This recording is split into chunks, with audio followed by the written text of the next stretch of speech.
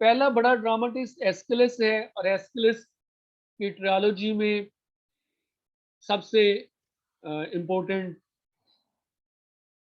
और इसकी ट्रियोलॉजी है that has 3 plays, Agamemnon, Libation Bearers, and the Humanites. He wrote about 75 plays, but only 7 have survived. बाकी place का कहीं हिस्ट्री में कहीं जिक्र मिलता है, लेकिन उनकी स्क्रिप्ट या मैन्युस्क्रिप्ट मौजूद नहीं है। 7 प्लेस जो है वो सर्वाइव किए और उसमें से जो बेस्ट है वो मैंने भी मेंशन। एस्किलस ने सेकंड एक्टर को इंट्रोड्यूस किया स्टेज पर, कोरल सिंगर या कोरस को इंट्रोड्यूस किया स्टेज पर, and drama actually got a form that resembles the even contemporary drama to some extent. Chorus, they were actually singers, and their numbers gradually decreased from 50 to 13 and then 11 or 12.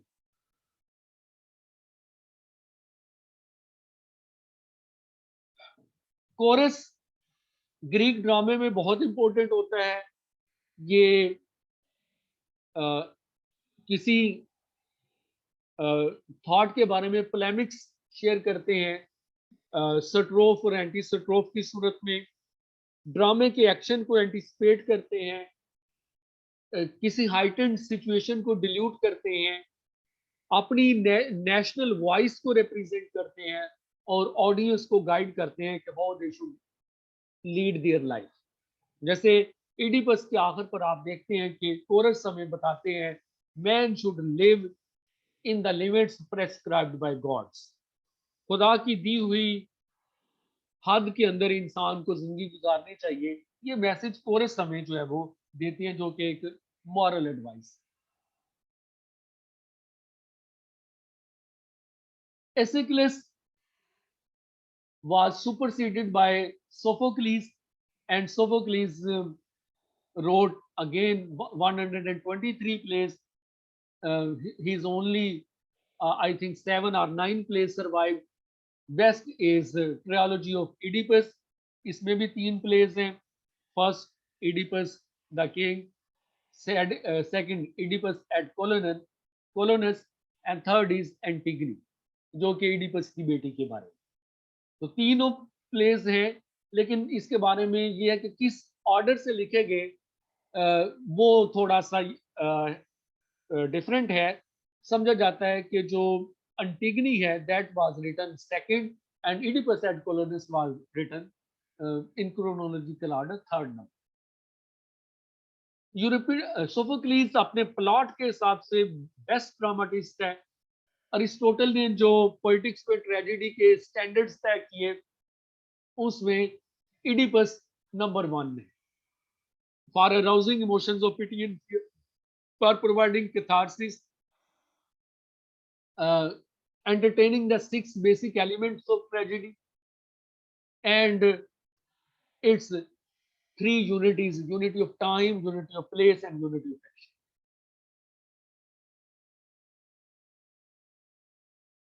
यूरिपिडीज का drama plot के लिहाज से मजबूत नहीं है, but it is appreciated for its rhetorical part, rhetorical speeches. खुद Aristotle का ये मानना है कि Euripides is best in emotional language or representation of emotions.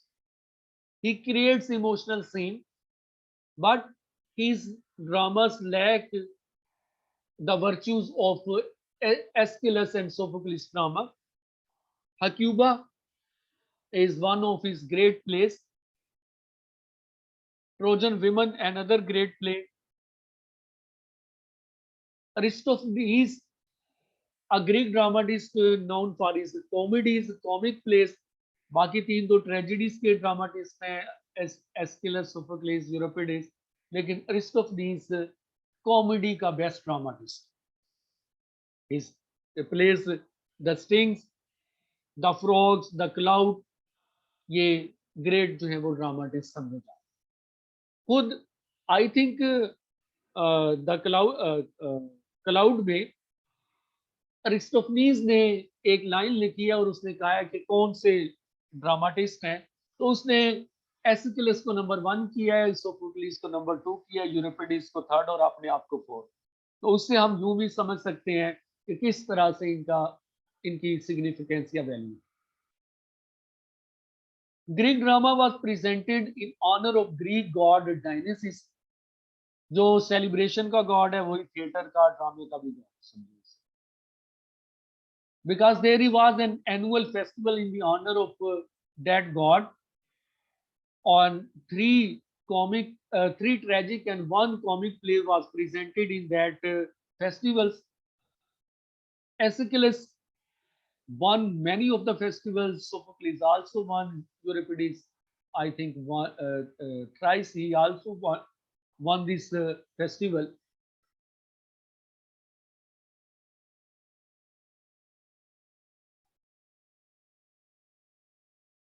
ये अरिस्टोटल के सामने ये ड्रामा थे जिनको लेकर अरिस्टोटल ने अपनी बुक पोइटिक्स में ट्रेजेडीज के, कॉमेडी के और होमर की जो एपिक पोइट्री है उसको देखकर एपिक्स के रूल्स डिवाइस किए।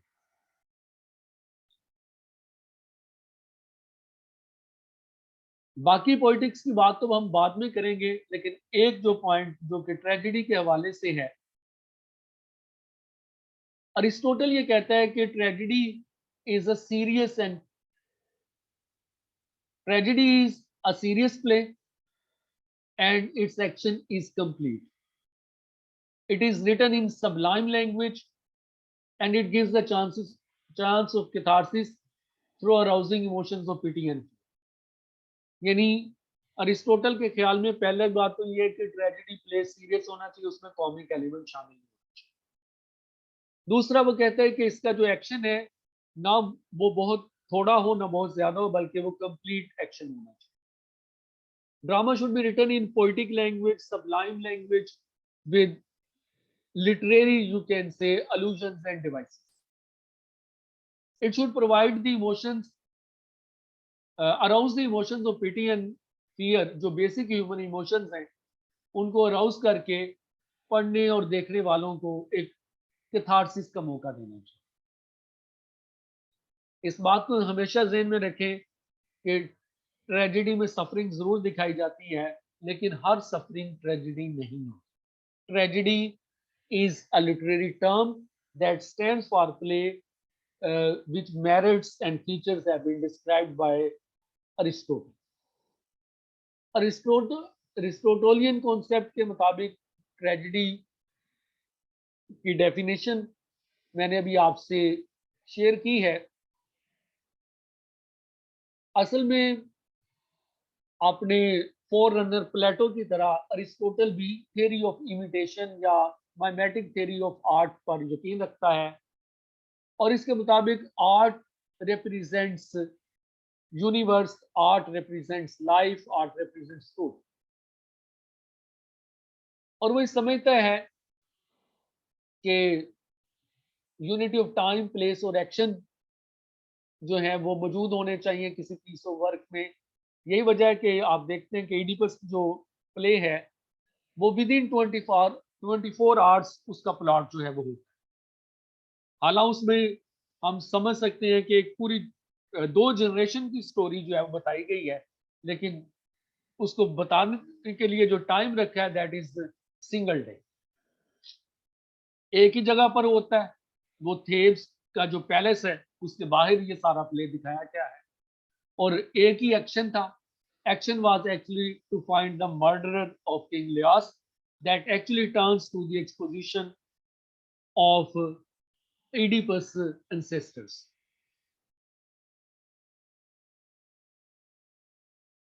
In Oedipus, chorus starts the play by the prologue and chorus ends the play by the epilogue. यानी अगर हम इस ड्रामे के स्ट्रक्चर को देखें तो बजाय शेक्सपियर के ड्रामा की तरह जहाँ जिसमें एक्ट होते हैं, सीन होते हैं, एक्ट 1, एक्ट 2, एक्ट 3, एक्ट 4, 5, यहाँ हम देखते हैं कि पहले सबसे पहले प्रोलोग आता है और उसके बाद प्रोलोग में जो है एक कॉन्टेक्स्ट जो है प्ले का एस्टेब्लिश किया गया। कुछ बैकग्राउंड डिटेल्स प्रोवाइड की जाती हैं, और इस तरह जो है एपिलॉग जो है वो प्ले के आखिर पर आता है, और उसमें कोई कमेंट, कोई कंक्लूजन, कोई एडवाइस, कोई ऑडियंस को जो है मैसेज दिया जाता है। एक्टर्स आके डायलॉग करते हैं, और कोरस जो है वो कोरल सॉन्ग्स प्रेजेंट करते हैं, और ये कोरल ओड्स या कोरल सॉन्ग है। अगर इडिपस में देखें, it has two parts, that is called strophe and antistrophe. Strophe means you can say one stance, and anti-strophe its counter argument. Chorus also acts as an actor. Sometimes इसको कोरिगोस का नाम दिया जाता है, अक्सर coarse ही book में translate करते हैं, जो भी नाम दिया जाए, but he mediates in play, and he talks to Creon, Jocasta, Oedipus, Tiresias, but he does not contribute in the action. Chorus ड्रामे में मौजूद होता है, लेकिन ड्रामे के एक्शन को आगे नहीं ले जाता। ये बात ज़हन में रखिए। जिस तरह ड्रामे की टर्मिनोलॉजी में हम बात करते हैं कि उसका एक बिगिनिंग है, उसका क्लाइमेक्स है, उसका एंडो में है, इसी तरह बिगिनिंग से क्लाइमेक्स की तरफ जो उसका एक्शन है उसको राइजिंग एक्शन कहते हैं, और क्लाइमेक्स से डिनोमे की तरफ जो है उसका falling action. Rising action equals to exposition, इसको जो है वो एक्सपोजिशन भी कहते हैं, और फॉलिंग एक्शन को रेजोल्यूशन कहते हैं।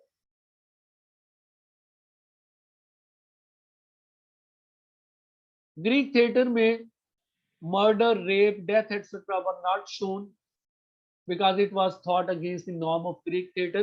But later on in Roman theatre, particularly Seneca drama, they were introduced. Greek dramatists didn't like to present these things on stage, but they were reported. जैसे अगामेम्नन का मर्डर जो है वो रिपोर्ट किया जाता है, बजाय इसके कि उसको स्टेज पर प्रेजेंट किया जाए। जोकेस्टा blinds herself, that is, and she commits suicide, but it is not shown, it is reported. Oedipus का भी जो ब्लाइंडनेस है, that is only reported, how did he blind himself, how blind Oedipus appears on stage and arouses our feelings.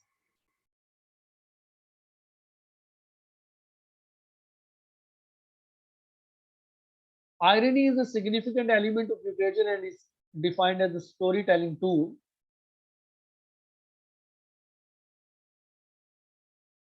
used to create a contrast between how things seem and how they are beneath the surface. Irony क्या है असल में? Difference between expectation and reality. Irony, it means difference between expectation and reality. ये literature में बहुत common है, different types की irony है, अबाउट 9 टाइप्स की आयरनी है। उसमें ड्रामेटिक आयरनी और या ट्रेजिक आयरनी ग्रीक ट्रेजेडी में बहुत ही इंपॉर्टेंट है, और हम देखते हैं कि the more Oedipus tries to save himself, the closer he comes to his end. ये जो पैराडॉक्सिकल सिचुएशन इडिपस में है, ये एक ट्रेजिक आयरनी की तरफ है। There is actually irony of fate which he cannot escape. Oedipus hamartia, hamartia ज्यादातर कहते हैं, हमार्टिया इज ये भी अरिस्टोटल ने कॉइन किया है कि किसी की जो ह्यूमन एरर है उसको हमार्टिया कहते हैं, जिसको इंग्लिश में ट्रांसलेट किया गया है ट्रेजिक फ्लॉस। ये वो हमारी शॉर्टकमिंग है, जैसे कि एंगर है, प्राइड है, हेस्टी डिसीजन है, आइडलनेस है, बहुत ज्यादा टॉकटिव होना है, या बहुत ज्यादा खामोश होना है। अब ये वो चीजें हैं जिन पर कानून में कोई सजा नहीं है, लेकिन इनकी वजह से इंसानी जिंदगी से ऐसे एक्शंस होते हैं जिनकी आगे हमें सजा मिले। Aristotle believes Oedipus Hamartia is a hubris, which means pride. वो समझता है कि एडिपस एक प्राउड शख्स है, तो प्राइड उसका वो बेसिक ट्रेजिक फ्लॉ या हामार्टी। लेकिन डिफरेंट लोग उसको डिफरेंट तरह से इंटरप्रेट करते हैं। बाज लोग समझते हैं capricious nature of Oedipus is his tragic flaw, some से love for nation is his hamartia, someone से ignorance is hamartia, and some say immaturity or blindness is his hamartia। ये सब हम उसको रीड करके इंटरप्रेट कर सकते हैं, लेकिन अरिस्टोटल का पॉइंटेड हामार्टिया ह्यूब्रिस है इडिपस में, जो ज्यादातर समझा जाता है, तो इसको आप कम से कम ह्यूब्रिस को जरूर देंगे।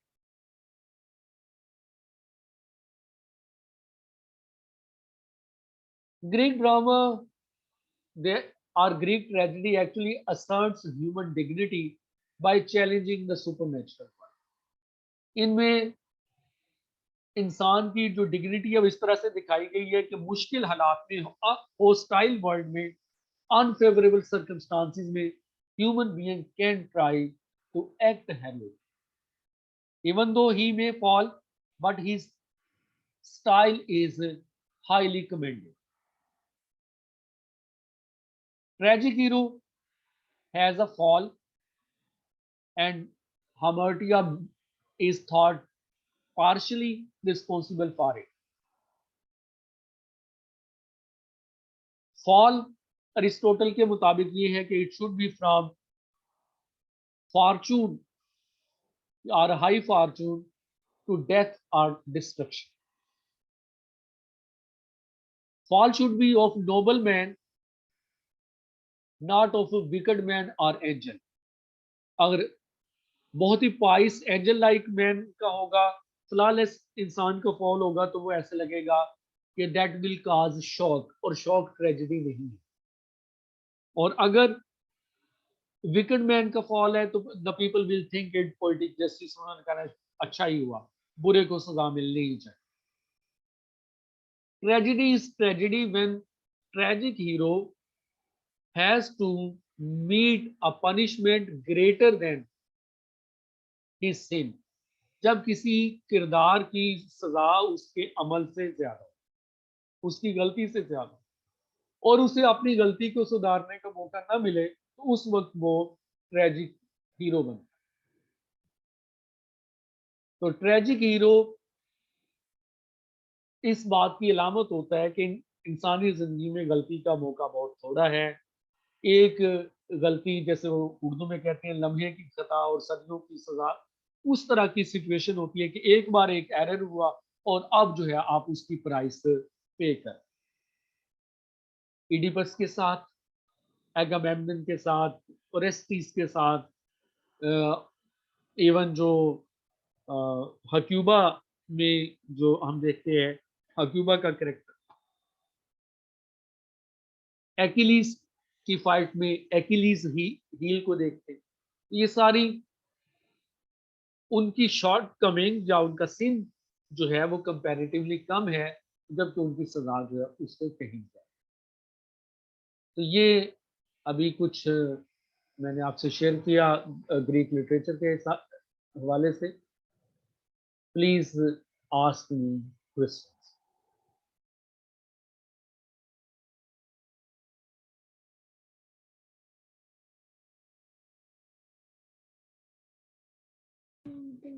अस्सलाम वालेकुम सर। Yes please. सर मैंने पूछना था अरिस्टोटल की जो जी जी, हेलो, अपने आप को अनम्यूट करके बात करें। जी जी सर। सर मैंने पूछना था अरिस्टोटल की पोएटिक्स में से कौन कौन से पार्ट्स हम